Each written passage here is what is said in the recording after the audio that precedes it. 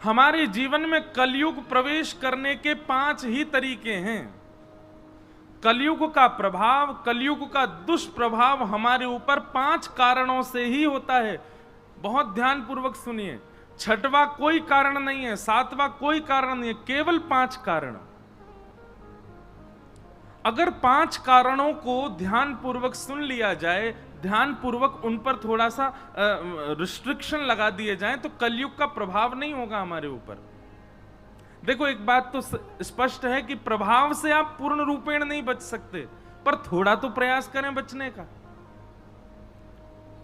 अब बहुत बारिश पड़ती है तो आप छतरी लेकर के जाते हो कि भाई पानी से हम बचे रहे, लेकिन पूरे नहीं बचते, फिर भी कहीं ना कहीं से तो गीले हो ही जाते हो ना।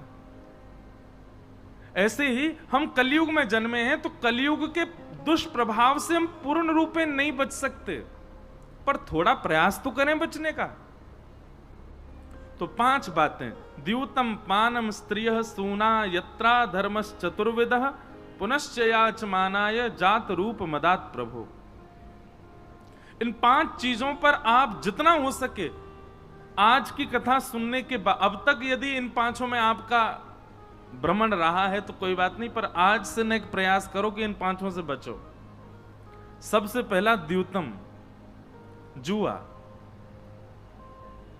बुरा नहीं मानिएगा यहां जितने भी लोग बैठे हैं, पर हमको जब ये बात पता चलती है ना कि भैया हमारे ब्रजवासी भाई बंधु भी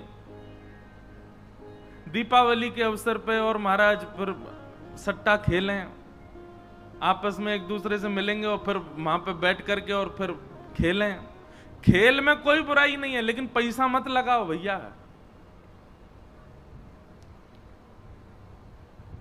आप अभी नहीं समझेंगे, पर भविष्य में, कालांतर में, हमारे जीते जी या हमारे जाने के बाद हमारे परिवार पर उसका दुष्प्रभाव निश्चित होगा।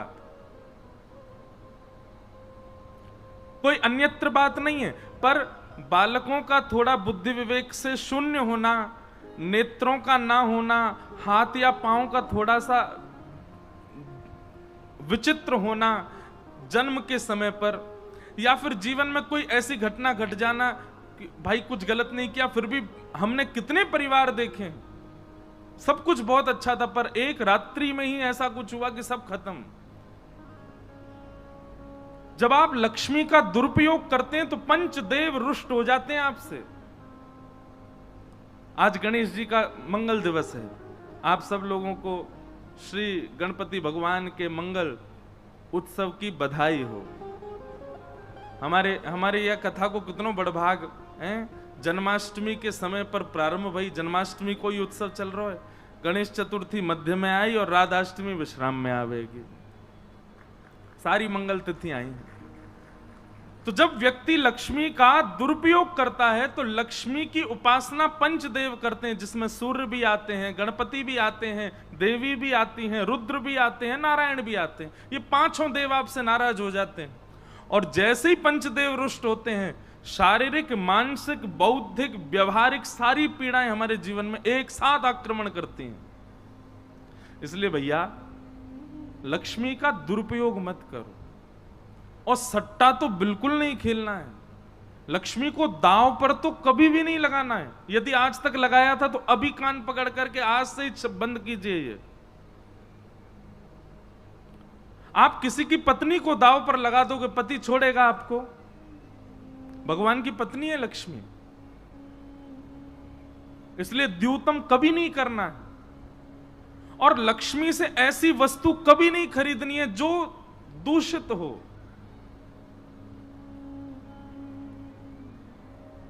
बहुत संभल कर के जीवन जिए। मैं अपनी कथाओं में कहा करता हूं कि मानव जन्म क्या है? मौका, अवसर है।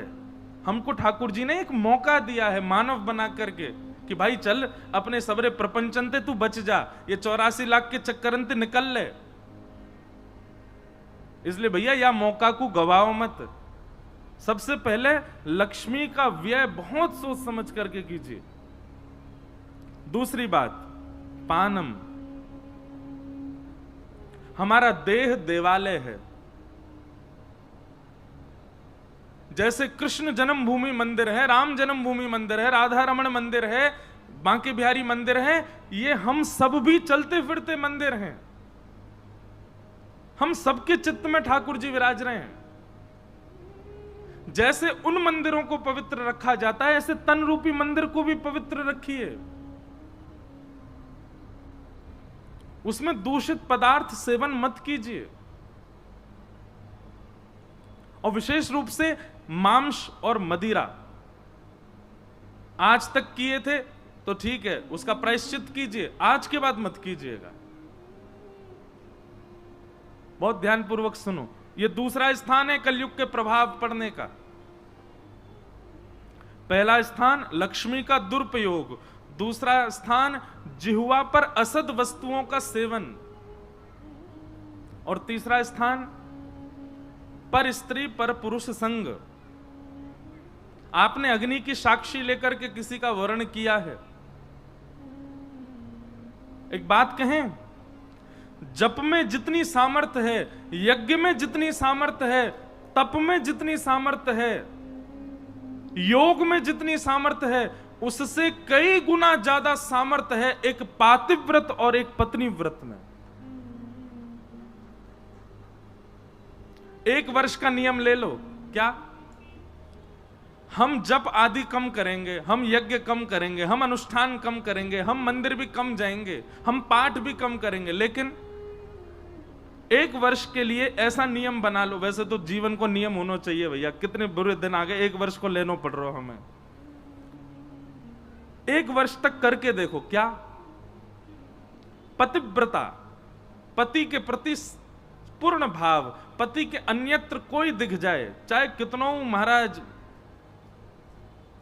सुंदर हो, कितनों योग्य हो, कितनों गुणवान हो, वह के प्रति कोई भावना ऐसी नहीं। ऐसे ही पति पत्नी के प्रति एक वर्ष केवल इस नियम का पालन करके एक वर्ष में आप अनुभव कीजिएगा, आप जो बोलेंगे वो हो जाएगा। पतिव्रता नारी और पातिव्रत धर्म का पालन करने वाली पत्नी, अरे कहां तक कहें, इनमें इतनी सामर्थ्य आ जाती है कि अगर सूर्य को कह दें कि आज प्रकाशित मत होना तो बादल आ जाएंगे, प्रकाश नहीं होगा। जब तप नियम साधन अनुष्ठान योग बल ये सब एक तरफ, और पातिव्रत और पत्नी व्रत ये एक तरफ। ये तीसरा कारण है कलयुग के प्रवेश करने का। इसलिए इस व्रत को धारण करो। क्षमा कीजिएगा, यदि पातिव्रत और पत्नी व्रत में आप श्रेष्ठ नहीं है तो आपकी एकादशी भी विफल है, आपके सोमवार भी विफल हैं, आपके सारे व्रत एक प्रकार से विफल हो जाएंगे यदि इस व्रत में आप निपुण नहीं हो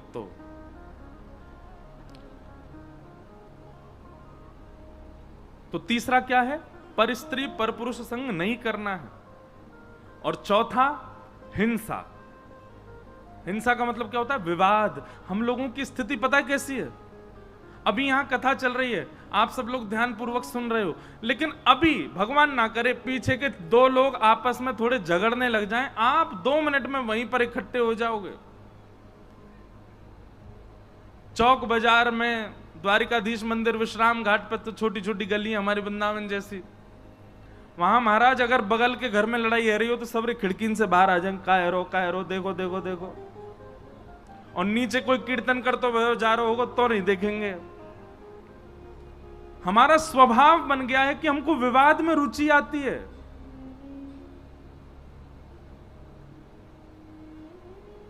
और एक बात बताएं, यदि आपकी विवाद में रुचि बनती है, विवाद में रुचि का मतलब यह नहीं कि यहीं की लड़ाई झगड़ा में आनंद आ रहा है। महाराज टीवी में हूं, सीरियल में हूं, फोन में हूं और पिक्चरन में हूं, यदि ये लड़ाई झगड़ा ज्यादा पसंद है ना आपको, तो ठाकुर जी दूर हैं आपसे। अभी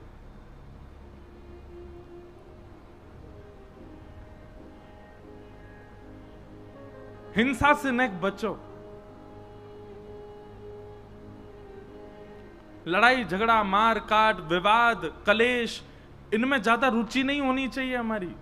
अगर इनमें किंचित भी रुचि है, जरा सी कोई बात हो जाती है, गाड़ी चला रहे हैं, पीछे से रिक्शा वाले ने छुपा दिया, ओ महाराज निकल के गए, दे दिए वहां में 2-4 धर दिए और तेरे को यूं करूंगा यूं, समझ जाइयो ठाकुर जी आते कोसों दूर हैं, ठाकुर जी मिलेंगे ही ना यार।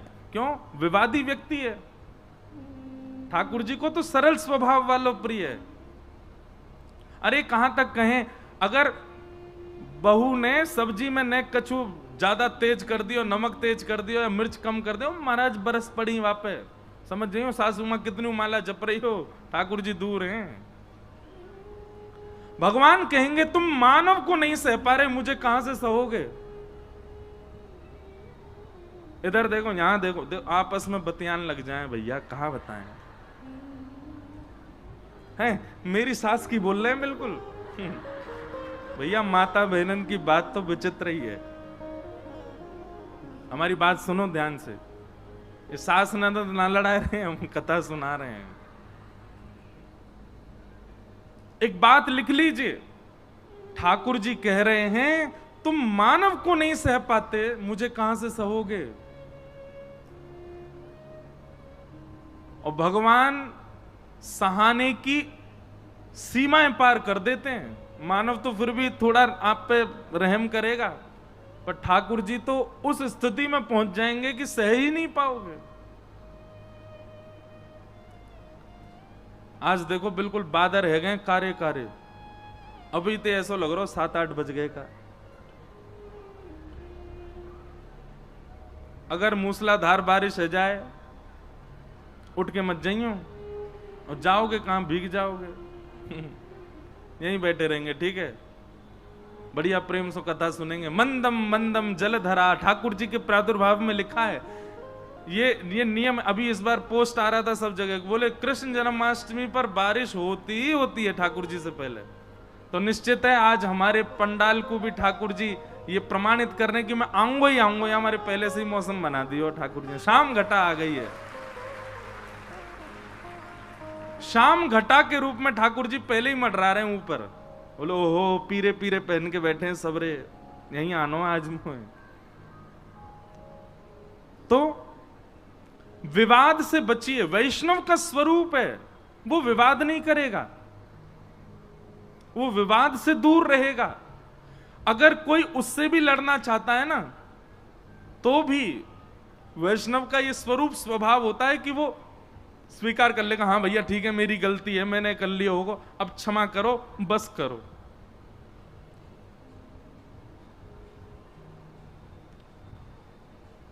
तो द्यूतम पानम स्त्रिय सूना, ये हुए 4 बात।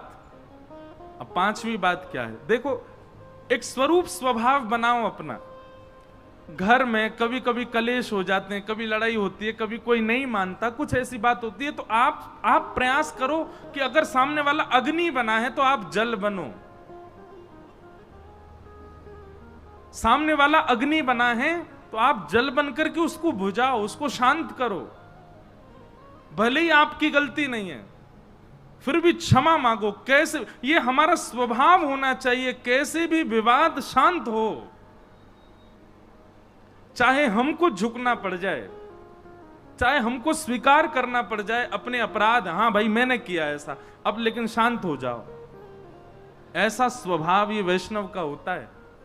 लेकिन सामने वाला गुस्सा करे और तुमको तू है जा तो दारी के मैं बताऊंगा, मैं हूं तो ते ना बोलूंगा, तू ऐसे कह रहा हो मैं हूं ऐसा करूंगा, नहीं बोल रहे 4 दिन है गए देखे ही नहीं रहे, ऐसा नहीं। ये वैष्णव का स्वरूप नहीं है, ये भजनानंदी का स्वरूप नहीं है, ये भगवत भक्त का स्वरूप नहीं है। हाँ कभी जब भी प्रेम भाव में नोक झोंक है जाए, थोड़ा ना एक आनंद हो, वो अलग बात है। पर किसी से ऐसे आप रूठ करके बैठे या उदास हो गए या लड़ लिए कि महाराज अब वर्षों है गए देखे ही नहीं रहे वहां की तरफ, ये स्वभाव वैष्णव का नहीं है। द्यूतम पानम स्त्रिय सूना यत्रा धर्मस चतुर्विध। और फिर 5वां स्थान पुनः मांगने पर कलयुग को क्या दिया, बिना मेहनत के कमाया गया धन। हम लोगों की प्रवृत्ति जैसे जैसे कलयुग आगे बढ़ता जा रहा, हमारी प्रवृत्ति होती जा रही है बैठ के कमाने की, कुछ करना ना पड़े और यहीं बैठे बैठे मिल जाए। और आजकल ये बहुत मात्रा में बढ़ने लगा है। व्यक्ति सोचता है मैं कुछ ना करूं, मुझे यहीं पे मिल जाए। अब आप लोगों ने भी सुने होंगे, मैं भी सुनता हूं, जैसे कभी कोई ब्याह के लिए आते हैं तो उनका आपस में चर्चा होती है लड़का लड़की के लिए, तो कहेंगे लड़का क्या करता है? बोले अरे कुछ नहीं, घर बैठे बैठे कमाता है। बोले क्या कमाता है? बोले इतनी प्रॉपर्टी, इतनी दुकान है, वहीं से 6-7 लाख रुपया महीना आता है, घर बैठे बैठे पैसा आता है। ये गलत है। श्रीमद् भागवत जी मना कर रही है, मैं नहीं कर रहा हूं भैया, मेरे काजे तुम 20 लाख कमाओ बैठे बैठे, लेकिन भागवत जी मना कर रही है कि नहीं, परिश्रम करके कमाओ, श्रम करो, श्रम करके एक एक रुपया कमाओ, तभी वह धन आपको और आपकी आगामी पीढ़ी के बुद्धि के विवेक को बरकरार रखेगा, नहीं तो वो नष्ट कर देगा।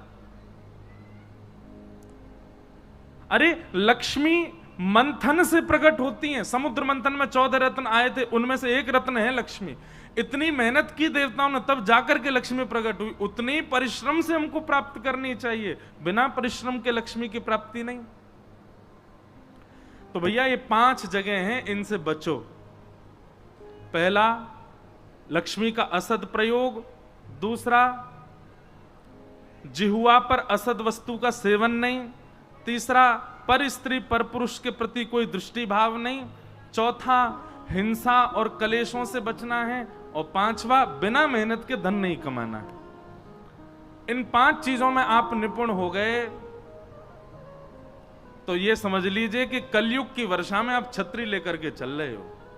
छींटा तो पड़ेंगे थोड़े बहुत, लेकिन गीले नहीं होंगे। ये 5 स्थान परीक्षित जी ने कलयुग को प्रदान किए। फिर आगे उनको शमीक ऋषि के यहां गए तो वहां उनको श्राप लगा। ये सब हमने बात कल सुनी। परीक्षित को 7 दिन में मरने का श्राप लगा। परीक्षित जी इस बात से व्यथित नहीं हुए। बंधुओं, जीवन में जैसी परिस्थिति आवे, अब कई लोग यहां कहेंगे कि आपको क्या पता परिस्थिति कितनी हद तक बिगड़ जाती है। हमको सब पता है, दुनिया भर में घूमते हैं, घर घर देखते हैं, सब जगह की स्थितियां पता हैं। बहुत भयावह स्थितियां आती है लोगों के जीवन में, पर भगवान कृष्ण जैसी स्थिति तो नहीं आई होगी कि जेल में ही जन्म है। कृष्ण जैसी स्थिति तो नहीं आई होगी कि 11 वर्ष 56 दिन जिनको मैया कह के गए, उन्हीं को ही छोड़ करके 11 वर्ष बाद दूसरी मैया के पास जाना पड़ा, और दूसरी मैया भी वास्तविक मैया। आकर के चैन से मथुरा में बैठे ही थे, तो सांदीपनी गुरुकुल से पढ़ करके लौट के आए तो शिशुपाल यहां पर काल यवन ने चढ़ाई कर दी मथुरा पर, जरासंध ने चढ़ाई कर दी, रण छोड़ करके भागे, द्वारिका पहुंचे। द्वारिका पहुंचने के बाद में विवाह आदि से संपन्न होकर बैठे ही थे कि महाभारत के युद्ध का प्रस्ताव आ गया, तो फिर लौट करके आए। ठाकुर जी ने तो पूरे जीवन संघर्ष ही देखा अपने जीवन में। प्रभु श्री राम ने तो संघर्ष ही देखा। ये संसार, ये पृथ्वी, यहां का नियम है, संघर्ष सबको देखना पड़ता है। बिना संघर्ष के कोई नहीं आता। कभी कभी हमको ऐसा लगता है कि कोई व्यक्ति बिना संघर्ष के देखो बड़ी ऊंची स्थिति में पहुंच गया। अरे वो पूर्व जन्म में करके आया है, वो पूर्व जन्म के संघर्ष का फल खा रहा है। जैसे ध्रुव जी महाराज के प्रसंग में आता है, 5 महीना में ठाकुर जी मिल गए, तो संतों ने ऑब्जेक्शन किया, बोले हमको 1000 वर्ष हो गए, 100 वर्ष हो गए, 500 वर्ष हो गए, हमको ठाकुर जी नहीं मिल रहे। ध्रुव जी को 5 महीना में मिल गए। तब भगवान ने बताया, बोले ध्रुव ने कितने जन्म गवा दिए, तपस्या कर करके अपने शरीर का त्याग कर दिया, केवल 5 महीने का भजन रह गया था, वही पूर्ण करने वो ध्रुव बन के आया, और 5 महीना में ठाकुर जी मिल गए। हमें हमारे जीवन में विशेष रूप की उपलब्धियां जो प्राप्त होती हैं वो संघर्ष से ही मिलती हैं। या तो इस जन्म में करना पड़ेगा, या फिर पूर्व जन्म में करके आए होंगे। सबको करना पड़ता है, उससे कभी व्यथित मत होइए।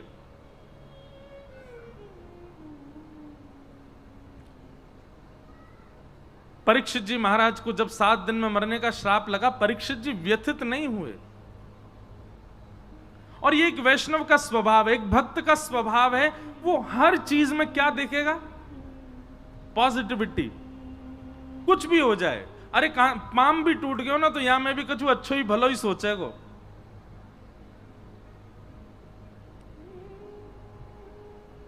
जब आपके साथ घटना घटती है तब आपको लगता है हे राम हे नाथ आपने ऐसा क्यों किया, पर कुछ महीने बाद कुछ वर्ष बाद लगता है अगर वो घटना ना घटी होती तो आज जो हमें मिला वो नहीं मिलता।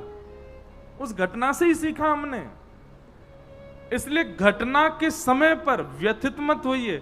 मन में देखो, अब घटना तो कैसी भी हो सकती है, उस समय आपकी स्थिति क्या ये कौन जाने, पर उस समय मन में एक भाव रखा करो, निश्चित ही ठाकुर जी ने इससे कोई भला ही सोचा होगा, वर्ष 2 वर्ष 5 वर्ष 10 वर्ष बाद शायद मिलेगा। व्यथित मत हो।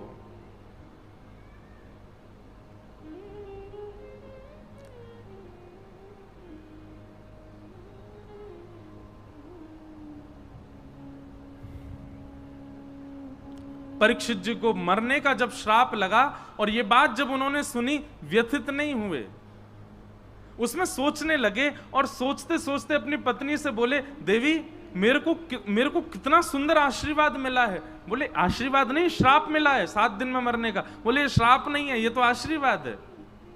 बोले आपको आशीर्वाद कैसे लग रहा है? परीक्षित जी महाराज कहते हैं, दुनिया में व्यक्ति को अगले क्षण का भी नहीं पता होता, कभी भी मृत्यु हो सकती है, मृत्यु का कोई समय निश्चित नहीं होता, पर मेरी मृत्यु निश्चित है कि 7 दिन से पहले नहीं मरूंगा मैं। हम और आप इस बात को नहीं कह सकते कि हम कल भी जीवित रहेंगे, कल कथा सुनेंगे। कल 56 भोग का प्रसंग है कथा में, कौन कौन आएगा? कौन कौन आएगा? अच्छा, जिनने हाथ ऊपर नहीं किए नहीं आएंगे। बड़े चतुर है महाराज, ब्रजवासी हैं, इन्हें पता है मैं आगे कहा बोले व्यवहार हूं। इन्हें ये पता है कि भैया जितने ने हाथ खड़ो किया है इनको भी नहीं पता कि हम कल आ पाएंगे। मृत्यु का कोई, और जरूरी थोड़ी मृत्यु ही हो, कछु भी है सके, कोई भी कारण बन सके ना आवे को।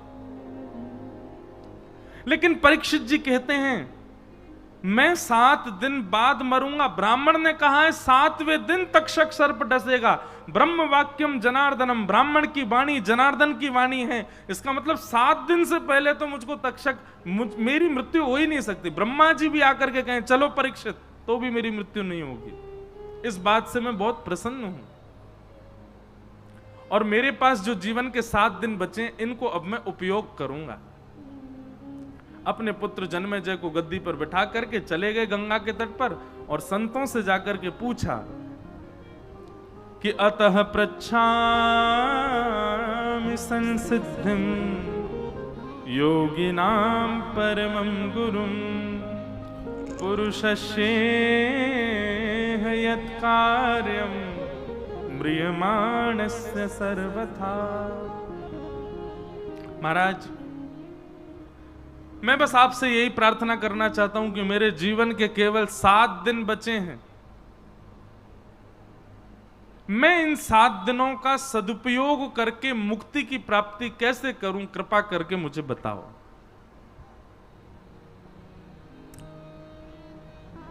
यह प्रश्न किसने किया? परीक्षित ने श्री सुखदेव जी के चरणों में प्रश्न किया है। मेरे जीवन के केवल 7 दिन बचे हैं नाथ, अब मुझे बताओ मैं क्या करूं।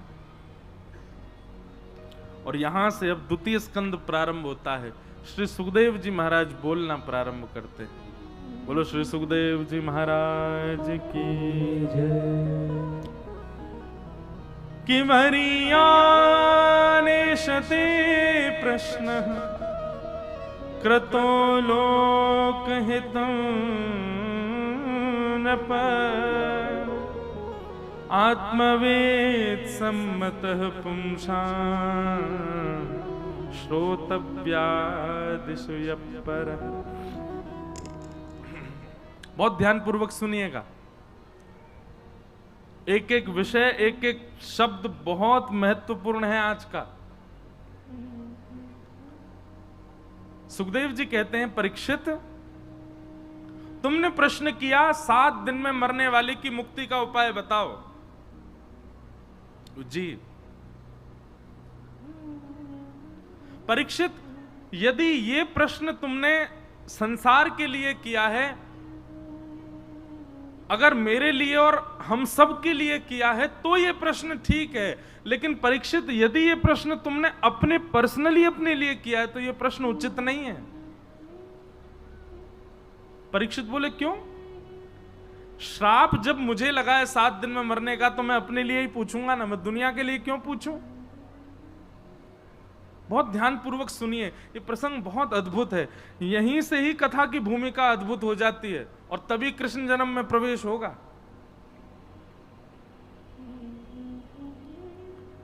परीक्षित जी कहते हैं जब मरने का श्राप मुझे लगा है तो मैं दुनिया के लिए क्यों पूछूं, अपने काजे पूछूंगा।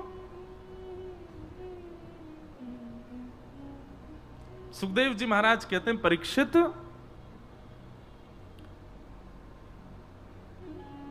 तुम कौन हो? तुम ये जानते नहीं हो अभी, और जानते हो तो शायद हो सकता है जानते हुए भी मेरे सामने शायद ऐसा दिखा रहे हो कि तुम अपने आप को नहीं जानते। परीक्षित बोले आप कृपा करके सीधा समाधान बताइए, आप क्या कहना चाहते हैं?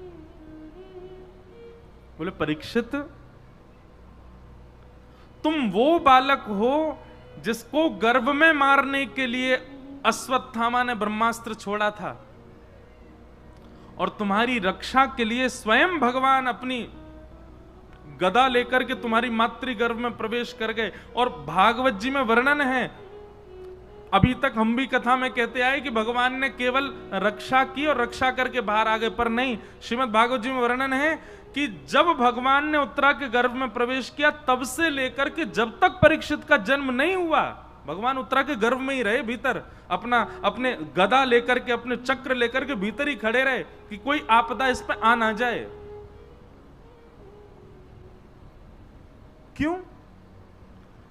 भगवान ने तुम्हारी रक्षा क्यों की मातृगर्भ में आकर के? स्वयं श्रीमन नारायण तुम्हारी रक्षा कर रहे हैं तो इसका मतलब क्या है? अरे कितने लोग मृत्यु के ग्रास बन जाते हैं, कितने लोगों की आकस्मिक मृत्यु हो जाती है, छोटे छोटे बालक भी कई बार प्राण त्याग देते हैं। ठाकुर जी सबकी रक्षा तो नहीं करते, पर परीक्षित तुम्हारी मातृगर्भ में प्रवेश करके भगवान ने तुम्हारी रक्षा की। क्यों? क्योंकि ठाकुर जी तुमसे कुछ विशेष करवाना चाहते हैं। और तुम आज यहां बैठ करके मुझसे कह रहे हो कि मुक्ति का उपाय बताओ। क्या भगवान ने इसीलिए तुमको बचाया था कि तुम एक दिन छत्र सम्राट बन जाओ, एक दिन तुमको श्राप लगे, और श्राप लगे तो तुम सब संतों से पूछो कि मुक्ति का उपाय क्या है? केवल मुक्ति के लिए भगवान ने तुम्हारी रक्षा नहीं की है। मुक्ति बहुत सरल वस्तु है परीक्षित, मुक्ति बहुत सहज वस्तु है।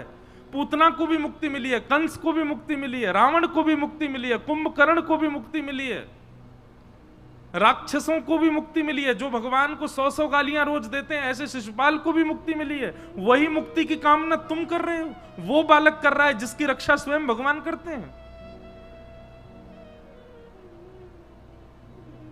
अच्छा, हमारे पूज्य पिताजी महाराज कल पधारे। पिताजी महाराज के गुरुदेव यानी कि मेरे दादा गुरुदेव परम पूजनीय अनंत श्री विभूषित श्री रामानुज प्रपन्नाचार्य गुरु जी एक बात कहते थे।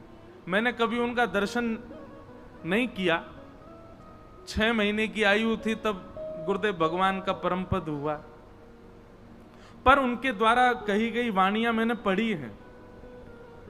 तो गुरुदेव एक बात कहते थे कि भाई भगवान उत्तरा के गर्भ में प्रवेश करके परीक्षित की रक्षा कर रहे हैं।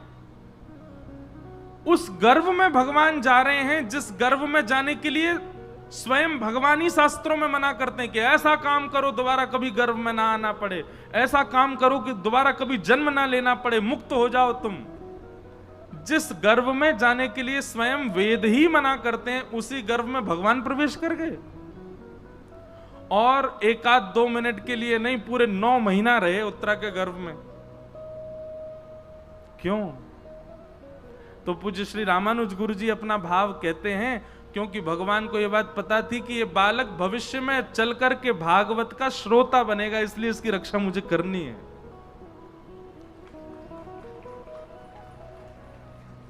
यह सामान्य बात नहीं है। गुरु जी क्या लिखते हैं आगे? बोले निश्चित ही अपने जीवन में जिसने एक बार भी भागवत की कथा सुनी होगी तो निश्चित है उस श्रोता ने जब अपनी मातृ गर्भ में वो विराजमान रहा होगा, ठाकुर जी मातृ गर्भ में उसकी रक्षा के लिए आए ही होंगे, क्योंकि हम सब परीक्षित हैं, हम सब कथा सुन रहे हैं, हम सब की भी ठाकुर जी ने गर्भ में निश्चित रक्षा करी होगी। ऐसा गुरुदेव भगवान कहते हैं। एक प्रकार से हम आप सब लोगों को भी मुक्ति की कामना नहीं करनी। हम सब कथा सुन रहे हैं तो इसका मतलब हम सब भी परीक्षित हैं, हम सब की भी रक्षा ठाकुर जी ने करी है। परीक्षित बोले तो मुक्ति ना मांगू तो क्या मांगू? मेरे जीवन के 7 दिन बचे हैं, मैं क्या मांगू फिर आप बताइए। बोले राजन देखो, मुक्ति प्राप्त करने के लिए 7 दिन, 7 वर्ष, 7 महीने की आवश्यकता नहीं है। अरे 7 मिनट भी जरूरी नहीं है, 7 सेकंड भी जरूरी नहीं है। मुक्ति एक क्षण में मिलती है, एक क्षण में। अगर तुम्हारे प्राण निकल रहे हो और उसी समय तुम्हारी अंतिम श्वास बस निकलने वाली हो, और अंतिम श्वास जैसे ही निकलने वाली है, प्राण जाने ही वाले हैं, उसी समय यदि कान में आकर के कोई कह दे हरे कृष्ण कृष्ण कृष्ण हरे हरे, हरे राम राम राम हरे हरे, महाराज वो अंतिम श्वास में सुना गया भगवान नाम, उसका प्रताप यह होगा कि जीवन में किए गए सारे पाप उसी क्षण नष्ट हो जाएंगे और भगवत धाम की प्राप्ति हो जाएगी, मुक्ति मिल जाएगी। कितनी सहज है मुक्ति। पर जन्म जन्म मुनि यतन कराही, अंतराम कहि आवत नाही। ये लेकिन संसार की विडंबना है। आप जीवन में कितने भी पाप कर लो, अंतिम क्षण में प्राण त्यागने से पहले अगर भगवान का नाम बोल दिया मुख से, हरि भी यदि बोल दिया, कृष्ण बोल दिया, गोपाल बोल दिया, तो आपके सारे पाप माफ कर दिए जाएंगे, वैकुंठ मिलेगा। लेकिन ये संसार का नियम है कि व्यक्ति को अंतिम समय सब याद आते हैं, भगवान याद नहीं आते। अब ये तो तभी पता चले जब अंतिम समय आएगा, अभी तो पढ़ी हुई बातें हैं। पर पढ़ी हुई बातें ये कोई सामान्य किताब से पढ़ी हुई बातें नहीं, शास्त्रों की बातें। अंत में भगवान नाम याद नहीं आएगा। बल्कि शास्त्रों में तो ऐसा लिखा है कि अगर कोई व्यक्ति अपनी बिल्कुल परिपूर्ण मृत्यु प्राप्त कर रहा हो, मतलब कोई हादसे में नहीं, कोई बीमारी हारी से नहीं, पूरा जीवन जी करके जा रहा हो, ऐसा व्यक्ति सोचे कि हाँ भाई अब तो इतने वर्ष के हो गए, अब हम प्राण त्यागेंगे तो भगवान नाम बोलेंगे मुख से, तो भगवान ऐसी लीला करते हैं, कंठे गुरगुरायते, अंतिम समय में उसके गले से आवाज है, गुर्र गुर्र गुर्र गुर्र आवाज होती है, भगवान नाम नहीं बोल पाता।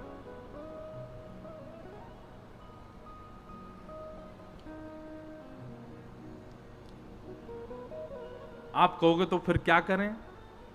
अंत में भगवान की याद आए उसके लिए क्या करना पड़ेगा? उसके लिए संपूर्ण जीवन भजन करना पड़ेगा, नाम जपना पड़ेगा। जपात से प्रैक्टिस मेक्स मैन परफेक्ट। इतना नाम जप करो, इतना नाम जप करो, इतना नाम जप करो कि उस नाम जप का यह प्रभाव हो जाए कि चलते फिरते उठते बैठते कृष्ण कृष्ण कृष्ण कृष्ण कृष्ण कृष्ण चित्त में चल ही रहा है। हमारे वृंदावन में आके देखो, मथुरा में नाम जापक होंगे खूब सारे, मुंह को कम दिखाई दे में, पर हमारे वृंदावन में देखो, चलते फिरते उठते बैठते खाते पीते आपको नाम जापक मिलेगा ही मिलेगा। हर 5 कदम के बाद में एक नाम जापक वैष्णव आपको मिल जाएगा, नाम जप रहा है। क्यों? वो भगवान को प्राप्त करने के लिए नाम नहीं जप रहा, वो इसलिए जप रहा है कि मैं इतना जप लूं कि मेरे रोम रोम से नाम प्रकट हो, ताकि अंतिम श्वास में चाहे कैसी स्थिति हो जाए, कहीं मेरे प्राण निकले पर नाम मेरे मुख से निकल जाए। और बराह पुराण में एक बात कहते हैं, भगवान कहते हैं कि जो व्यक्ति जीवन भर मेरा स्मरण करता है, मुझे बहुत याद करता है, अगर अकस्मात अंतिम समय पर ऐसी स्थिति बन गई कि वो मेरा स्मरण नहीं कर पाया, तो उसके संपूर्ण जीवन के स्मरण के प्रभाव से मैं उसको याद कर लेता हूं, मैं उसका स्मरण कर लेता हूं। हमसे कोई कह रहा था, बोले महाराज जी आप कथा थोड़ी अब 4-4 कथा महीना में मत करे करो, थोड़ी विश्राम करे करो। मैंने कहा भैया देखो, और विशेष रूप से तो उनको ज्यादा थोड़ी दिक्कत है जाए जो हमारे संगी रहते हैं। हमारे सारे संगीतज्ञ, हमारे अभी इन सब के तो क्या ब्याह हो गए, हम तो ऐसे ही डोल रहे हैं अभी। अब ये कहें महाराज जी एक कथा के बाद 4 दिनों को समय दे दे करो, घर वाले घुसन ना दे फिर। अब हमें मुझे क्या पता, आपको एक्सपीरियंस है, आप जानो। पर हम इतनी कथा क्यों कर रहे हैं? अभी वैसे थोड़ा मैं ज्यादा थक गया था, इस कथा के बाद 11 से हमारी मेरठ में कथा थी। हमने अभी 4 दिन पहले ही उसको, मैंने कहा 1 सप्ताह का थोड़ा आराम चाहिए, क्योंकि फिर लगातार ही है, मैंने 1 सप्ताह घर रुकेंगे, तो उनको फिर अगले वर्ष का समय दिया। पर इसके पीछे कारण, 2 कारण है। पहला कारण, इतने सारे वैष्णवों को कथा सुना करके उनके जीवन को परिवर्तन करने का एक लाभ ठाकुर जी ने प्रदान किया है। और दूसरा, कथा के बहाने नित्य 5 घंटा ठाकुर जी को याद तो करते हैं। तो बराह पुराण में ठाकुर जी कहते हैं, जो व्यक्ति रोज मुझे याद करता है उसकी अंतिम घड़ी में मैं उसको याद कर लेता हूं, मैं उसका स्मरण कर लेता हूं। तो भैया मैं तो कथा यही मारे कर रहा हूं कि अंतिम समय पतो ना कहां आवे, जब भी आवेगो श्री राधा रमन जी याद कर लेंगे। बस यही के काजे इतनी कथा कर रहे हैं कि ठाकुर जी बस याद कर ली हूं, स्मरण कर ली हूं, आप याद कर लियो बस। मेरा सुमिरन हरि करें मैं पावा विश्राम, हरि स्मृति सर्व विपद विमोक्षणम। तो यहां पर परीक्षित को श्री सुखदेव जी समझा रहे हैं, और सुखदेव जी समझाते हुए कहते हैं, बोले कि परीक्षित तुम एक बात नहीं सोच रहे हो कि ब्राह्मण ने ऐसा ही क्यों कहा कि 7वें दिन तक्षक सर्प डसेगा? अरे क्रोध आया था तो क्रोध में व्यक्ति अवधि नहीं देता, क्रोध में व्यक्ति तुरंत लड़ना चाहता है। आपको किसी ने गलत कह दिया, आपको कोई गाली दे गया, मान लो आपके साथ कोई गलत कर गया, आप उसको ये थोड़ी कहोगे रुक जा 6 दिन बाद देखूंगा तो मैं। 6 दिन का क्यों अवधि, 6 दिन का क्यों समय दोगे? क्रोध आता है तो क्रोध में आप तुरंत एक्शन लेते हो, कोई ऐसा थोड़ी कि 6 दिन रुकूंगा फिर लूंगा एक्शन। पर यहां पर देखो ना कि जैसे शमिक ऋषि के पुत्र श्रृंगी को पता चला कि मेरे पिता के गले में मरा हुआ सर्प राजा परीक्षित ने डाला, वो तुरंत अपने हाथ में लेता है और जल लेकर के श्राप देता है, आज के ठीक 7वें दिन तक्षक सर्प के दंशन से राजा परीक्षित की मृत्यु होगी। 7 दिन क्यों दिए? सुखदेव जी कहते हैं, परीक्षित तुमको 7 दिन क्यों दिए? ये विचार नहीं करोगे? क्योंकि मुक्ति के लिए 7 दिन नहीं, अंतिम श्वास निकल रही हो उस समय भी यदि भगवान नाम में बोल दूं तुम्हारे कान में आके तो तुमको मुक्ति मिल जाएगी। 7 दिन क्यों मिले हैं परीक्षित? ये मैंने तो बहुत शॉर्ट में बताया, दूसरा स्कंद पूरा इसी में ही है। सुखदेव जी यही समझा रहे हैं परीक्षित को कि तुम मुक्ति मत मांगो। तब अंत में परीक्षित ने चरणों में प्रणाम करते हुए कहा, आप ही आज्ञा करें मैं क्या करूं। तब सुखदेव जी कहते हैं, परीक्षित तुम मुक्ति नहीं भक्ति मांगो, इन 7 दिनों में भक्ति मांगो। परीक्षित जी बोले 7 दिनों में भक्ति से क्या होगा? बोले मुक्ति से क्या होता है? बोले मुक्ति का मतलब होता है मृत्यु के बाद भगवत दर्शन। सुखदेव जी बोले भक्ति का मतलब होता है जीते जी भगवत दर्शन। अब बताओ क्या करना है? तक्षक सर्प डसे और उसके बाद तुम्हारे प्राण निकले और फिर तुम वैकुंठ में जाके भगवान का दर्शन करो, ये चाहिए कि जीवित अवस्था में इसी तन में बैठे बैठे ऐसे भक्ति भाव में आकर के इन्हीं 7 दिनों में भगवान का साक्षात्कार कर लो? क्या चाहते हो? परीक्षित के नेत्र खुल गए, बोले भगवान अब मुझे मुक्ति की चिंता नहीं है, अब मुझे बिल्कुल परवाह नहीं कि तक्षक कब आएगा, क्या होगा, मुझे मृत्यु का बिल्कुल भय नहीं है। अब तो केवल मेरी एक ही पीड़ा है कि मेरा अंतिम श्वास आवे उससे पहले पहले मुझे ठाकुर जी का दर्शन करा दो। बंधुओं समझ में आई बात? हम आप सब लोगों की यही चाह कि हमें भी जितने दिन जिए उतने दिन खुश रहें और जब मर जाएं तो मुक्ति मिल जाए। नहीं, जितने दिन जिए तो भक्ति भाव में जिए और जब मरने का समय आए तो उससे पहले ठाकुर जी का दर्शन कर लो। उससे पहले द्वारिकाधीश प्रत्यक्ष हमारे द्वार पर आ जाएं, हमारे कक्ष में आ जाएं, हमारे घर में आ जाएं। ये स्थिति चाहिए, उसके लिए भागवत की कथा है। और ये वरदान, ये संकल्प आपका भागवत जी पूरी कर सकती हैं और कोई पूरा नहीं कर पाएगा। चरणों में प्रणाम करते हुए भागवत जी से प्रार्थना करो कि हमारी अंतिम श्वास आवे उससे पहले हमको श्री वृंदावन बिहारी लाल, श्री राधा वल्लभ लाल, श्री राधा रमण लाल का प्रत्यक्ष दर्शन हो।